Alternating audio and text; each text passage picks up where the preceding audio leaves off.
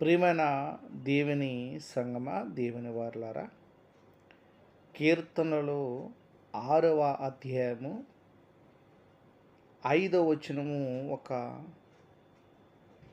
ఉపభాగంలో వచనాన్ని ఒక 5వ వచనాన్ని మనం చూద్దాం.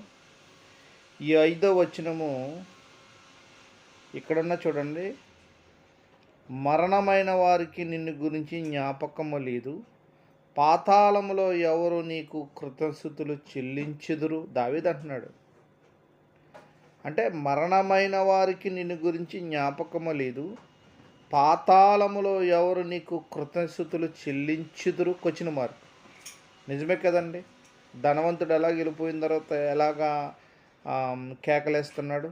కొత్త నిబంధన 16వ అధ్యాయంలో మనకి లోక సువార్తలో కనపడుతుంది. అలా ఉండకూడదు.